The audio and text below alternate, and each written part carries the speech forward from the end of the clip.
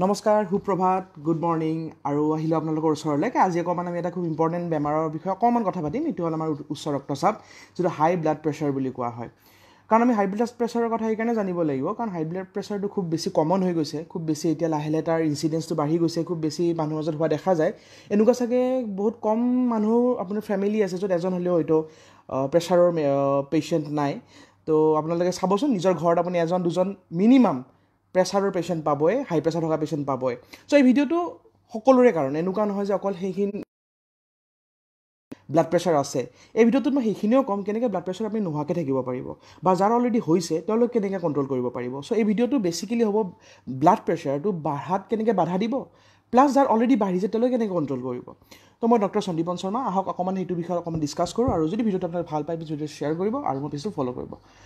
তো নৰ্মেলি আগৰ দিনৰ যিটো আমি প্ৰেছাৰ বুলি কৈছিলোঁ আমি 120/80 বুলি কৈছিলোঁ প্ৰেছাৰ দুটা ধৰণৰ থাকে এটা ওপৰৰ প্ৰেছাৰ যাক চিষ্টলিক ব্লাড প্ৰেছাৰ বুলি কয় আৰু এটা তলৰ প্ৰেছাৰ যিটো আমি ডায়ষ্টলিক ব্লাড প্ৰেছাৰ বুলি কয় তো নৰ্মেলি এইটো 120/80 হয়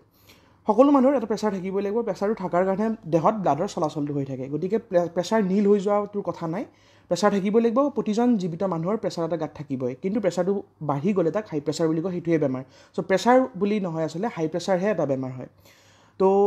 এতিয়া কিমানতকৈ বাঢ়িলে আগতে যদিও 120/80টোক কৈছিলে যে তাতকৈ ওপৰত গ'লে মানে 120 আৰু 80তকৈ ওপৰত গ'লে প্ৰেছাৰ বুলি কৈছিলে আজিকালি কিন্তু কোৱা হয় যে 130/80 মানে 130 আৰু 80 এইটো আজিলৈ কাট অফ হয় তো নৰ্মেল যিটো প্ৰেছাৰ যে 130/80 তাতকৈ যদি বেছি প্ৰেছাৰটো বাঢ়ে তেতিয়া আমি হাই প্ৰেছাৰ হোৱা বুলি কওঁ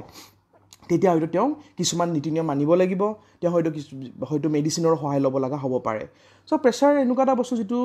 দিনৰ প্ৰতিটো সময়তে আমাৰ চেঞ্জ হৈ থাকিব পুৱা চালে এটা বেলেগ পাম ডক্টৰ তাতে গ'লে টেনশ্যনত থাকিলে এটা বেলেগ পাম আৰু আবেলি চালে ঘৰত এটা বেলেগ পাম কিবা এটা বেয়া খবৰ শুনি পেলাই আহিলে প্ৰেছাৰটো বেলেগ পাম সঠিক প্ৰেছাৰটো মাপাটোও দৰকাৰ গতিকে এটা প্ৰেছাৰ চাই পেলাই লগে লগে মেডিচিন দিয়াটো উচিত নহয় প্ৰেছাৰটো যদি বেছি পায় এইটো কনফাৰ্ম কৰিব লাগে 2-3 বাৰ এতিয়া আহক যে প্ৰেছাৰটো আমি কেনেকৈ বাধা দিম তাৰ আগতে জানিলোঁ যে প্ৰেছাৰটো কিয় ইম্পৰ্টেণ্ট প্ৰেছাৰটো এইকাৰণে ইম্পৰ্টেণ্ট জানাটো হাই প্ৰেছাৰৰ কথাটো যে আমাৰ বৰ্তমান সমাজত প্ৰায় 3জন মানুহৰ এজনৰ মানে প্ৰেছাৰ থাকে মানে ডেট মিনছ 33% 100জনৰ আপুনি 100জন মানুহ যদি আজি বজাৰত গৈ লগ পায় চান্স আছে যে তাৰে প্ৰায় 30ৰ পৰা 33 মানে 33জন মানুহৰে প্ৰেছাৰ থাকিব আৰু হয়তো আগন্তুক দিনত এয়াৰ যিটো সংখ্যা এইটো যিটো ষ্টেটিষ্টিক সেইটো আৰু বাঢ়িব প্লাছ আপুনি এইটো খুব জানিব লাগিব যে প্ৰেছাৰ ডায়েবেটিছ বৰ্তমান যদি আমি গোটেই পৃথিৱীতে মানে আপোনাৰ যিবিলাক নন কমিউনিকেবল ডিজিজ আছে মানে আমি জ্বৰ কাহবিলাক বাদ দি পেলাই যিবিলাক মানে আমাৰ বীজাণুৰ দ্বাৰা হোৱা বেমাৰ বাদ দি পেলাই নাম্বাৰ 1 লিডিং ডিজিজ হয় তো আমি এইটোক ভয় খাব নালাগে আমি এইটোক বাধা দিব লাগে কাৰণ চাওক প্ৰেছাৰৰ কাৰণে কি ইফেক্ট হ'ব পাৰে প্ৰেছাৰৰ কাৰণে ষ্ট্ৰ'ক হয় প্ৰেছাৰৰ কাৰণে হাৰ্টৰ বেমাৰ হয় হাৰ্টৰ ব্লক হয় বাইপাছ কৰিব লগা হ'ব পাৰে হাৰ্ট ফেইলিয়াৰ হয় কিডনি ইফেক্ট হয় তো ক্ৰিটিন বাঢ়িব পাৰে ব্ৰেইন ষ্ট্ৰ'ক হ'ব পাৰে তো বিভিন্ন ধৰণৰ বেমাৰ হ'ব পাৰে চকুৰ ৰেটিনাত ইফেক্ট হ'ব পাৰে চকুৰ দৃষ্টিশক্তি হ্ৰাস পাব পাৰে কিন্তু প্ৰেছাৰৰ বহুতখিনি ইফেক্ট থাকে কিন্তু যদি আমি নৰ্মেলত ৰাখিব পাৰোঁ তেতিয়াহ'লে বা আমি যদি তাক বাধা দিব পাৰোঁ তেতিয়াহ'লে একো নাথাকে চ' এইটো বেছি টেনশ্যন ল'ব লগা কথা নাই যিমান টেনশ্যন ল'ব সিমান বেছি সেইকাৰণে হাইপাৰ টেনশ্যন নামটো হাইপাৰ টেনশ্যন আমাৰ যিটো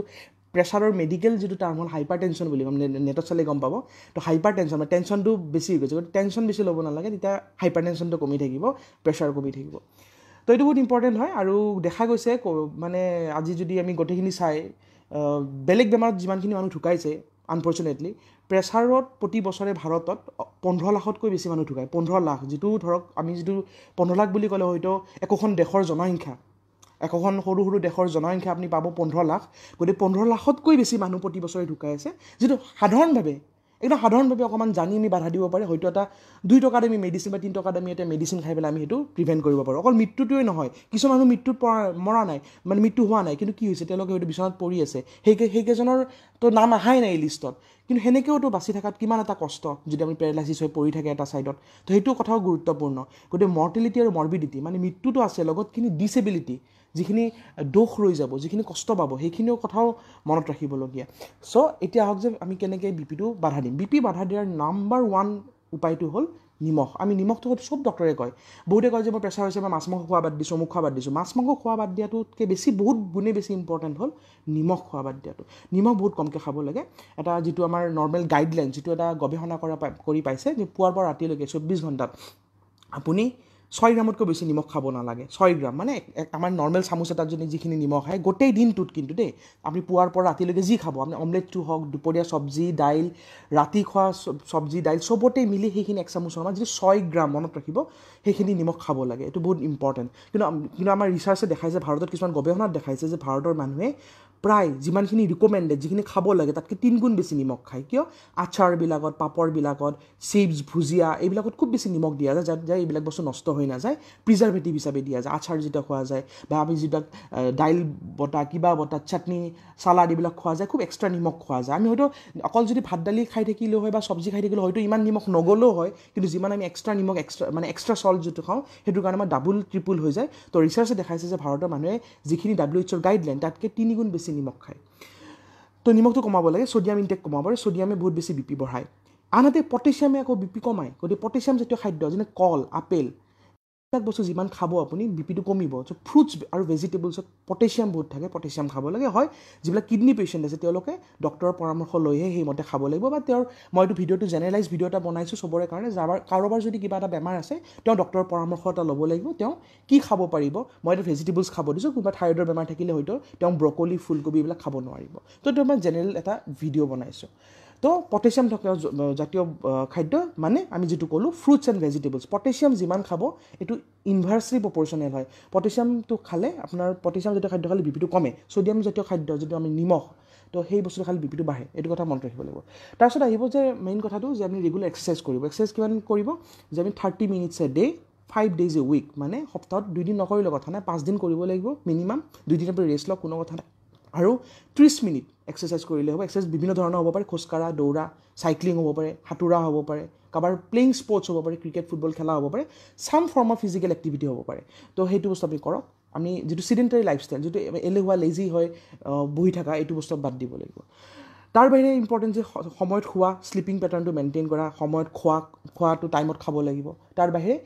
ষ্ট্ৰেছ ল'ব নাই টেনশ্যন ল'ব নালাগে অশান্তি যদি বেছি ভোগে এইবিলাক বস্তু মই আগতে ভিডিঅ' বনাইছোঁ কেনেকৈ গুচাব লাগে তো এই যে এংজাইটি ডিপ্ৰেশ্যন আল্টিমেটলি প্ৰেছাৰ বঢ়ায় চ' য়োগা মেডিটেশ্যন কৰিব লাগিব তো সেইটো ইম্পৰ্টেণ্ট যেনেকৈ আমি এক্সাৰচাইজটো বডিৰ মানে আপুনি যদি এক্সাৰচাইজ কৰে ব্যায়াম কৰে সেইটো আপোনাৰ শৰীৰটো ভালে ৰাখিব মেডিটেশ্যন কৰিলে আপোনাৰ মনটো ভালে থাকিব তো মেডিটেশ্যন য়োগা এইবিলাক কৰিব সেইটো খুব ভাল হয় তাৰ বাহিৰে যদি আমি কওঁ